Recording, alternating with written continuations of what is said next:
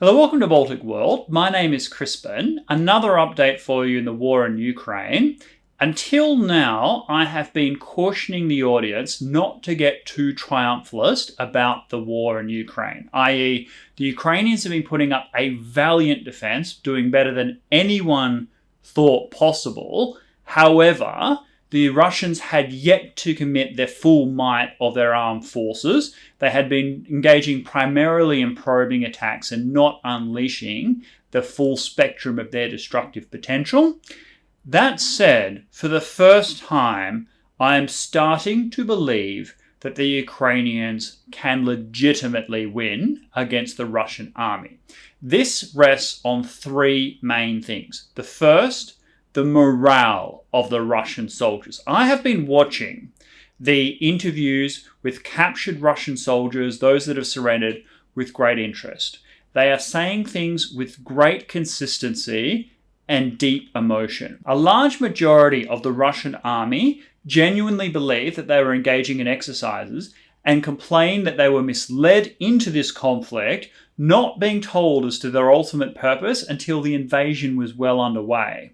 This is critical for the mindset of many Russian soldiers. All of them joined up on the history of the Great Patriotic War. Their grandfathers, grandmothers, all participated in it. They dream of defending the motherland, Mother Russia, against foreign aggressors. They never imagined being the aggressor themselves, let alone invading a fellow Slavic country, many territories with majority Russian-speaking peoples.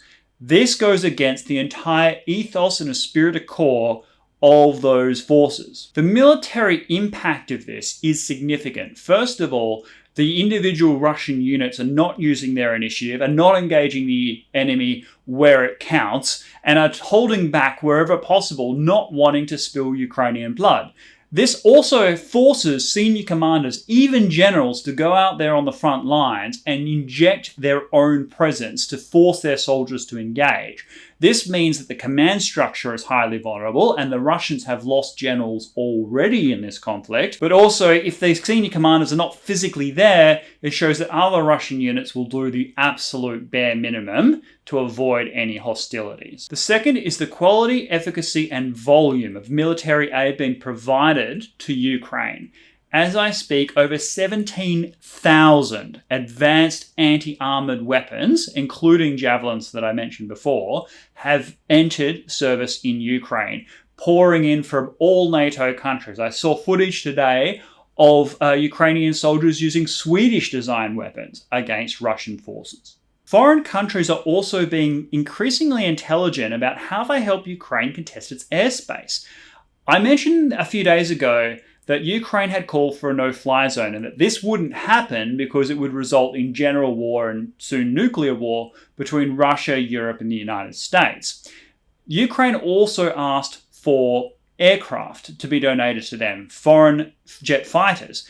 And I said the problem with this is that there had to be MiGs and Sukhois because otherwise they would be perceived as foreign fighters entering the conflict with Russia, with the same general escalation, and it had to credibly be parts of the Ukrainian Air Force that were not detected and destroyed by the Russian forces, and thus a continuation of the direct hostilities between Ukraine and Russia.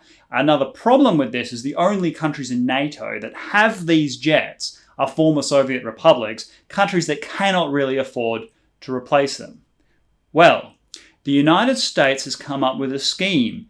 Any country that donates a MiG or a Sukhoi to Ukraine will receive an F-16 replacement from the United States. That frees up to 70 advanced jet fighter aircraft to the Ukrainian Air Force to be used to defend its airspace. This goes on top of the thousands of anti-aircraft weapons, Stinger missiles, other types of advanced technologies entering Ukraine right now to help them shoot down aircraft. Moreover, Ukrainian ground forces have had a spectacular victory against Russian air power. I mentioned in the last video that Kherson had been overrun.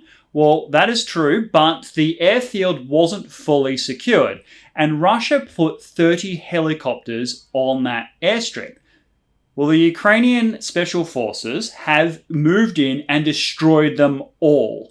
It's an extraordinary raid, and it has just been published a couple of hours before I record this video, so it is a huge victory on the part of the Ukrainian defenders. So between all the anti-aircraft weapons, the ground attacks against grounded aircraft, as well as the donation of foreign jet fighters into Ukraine, well, this means that Russia cannot rely on total air superiority going forward. Another show of solidarity is the enormous outpouring of individual and in-kind contributions from people all across the world.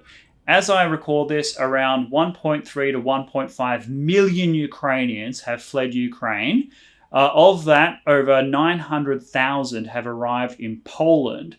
This is the first time in European history where this number of refugees has entered a European country and refugee camps don't even need to be established. That is because hundreds of thousands, millions of Poles have opened their doors to Ukrainian refugees, people who are fleeing the conflict in Ukraine, families where their husbands and sons are going back to fight with their wives and daughters needing a place to stay. Well, they're bedding down in Polish homes, being billeted to volunteers all across the country. And we're seeing that repeated in Moldova, Romania, and all other parts of Europe. And not only are people flowing out of Ukraine, but tens of thousands are going into Ukraine. So far, 130,000 Ukrainian expats who had moved abroad for work have returned to Ukraine, overwhelmingly male, well over 80%,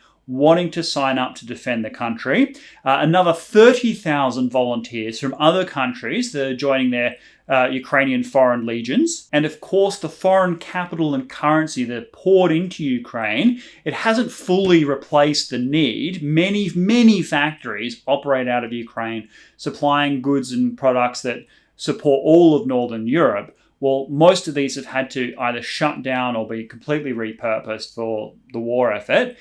That said, the foreign aid that's going into Ukraine are going to keep people fed and fighting. I've also reached out to my Russian friends to gauge the impact. People who are totally apolitical, just ordinary Russians living their life, and they say that it has been beyond catastrophic. Not only is all social media now blocked as well, Twitter, Facebook, TikTok, Russians are unable to do their banking, they're unable to access services. I asked my friends, look, how is everyday life? And they say, well, we're getting force-fed a huge amount of propaganda. We don't know what is true and what isn't true. They say, my Russian friends have already left Russia. I am remaining in Russia because of either my family or my job or whatever it happens to be. And I'm quoting here, they say, physically we're okay, but emotionally it's extremely traumatic. The Russians are not having a good time. 10,000 plus people have already been detained for anti-war protests in the major cities in Russia. And the ordinary Russian people, they're used to censorship and propaganda. They know they're being force-fed a particular line. And they're asking me what is true and what isn't. And I just give them my honest response. And just to round that point off, I want to come full circle because one of the Russian POWs said something that I thought was very powerful. He said, you should capture, not kill, but capture as many Russian soldiers as possible in Ukraine because we are all disillusioned. We all want to be able to go home and tell our families and communities the truth about what's happening here, that we're the aggressors. We feel deep sense of shame about the way in which we're being used, and many of us want to make up for all the harm that we have caused. So to summarize, you have Russian soldiers who don't want to fight, Ukrainians who are putting up a valiant and determined resistance, foreign aid that is effective, abundant, and rapid, and a Russian economy that can no longer sustain long-term operations, as well as a disgruntled population who are being asked to suffer extraordinary hardships and are wanting to know the truth. Taken together, I find it extremely difficult at this point that Vladimir Putin is going to be able to achieve a significant military victory, one that will enhance the power and prestige of the revived Russian Empire. I think this Vanity project is falling in a heap, and the most likely outcome is an internal rebalance of power within Russia. That's my view, but I could be wrong about this, so I'd love to hear your thoughts down below. Am I being overly optimistic in Ukraine's war effort? Is the Russian army doing better than I've laid out? Is the role of China in propping up the Russian state going to help it to continue military operations for a much longer period? Leave your thoughts. I will read them all, and I'll see you next time. Goodbye.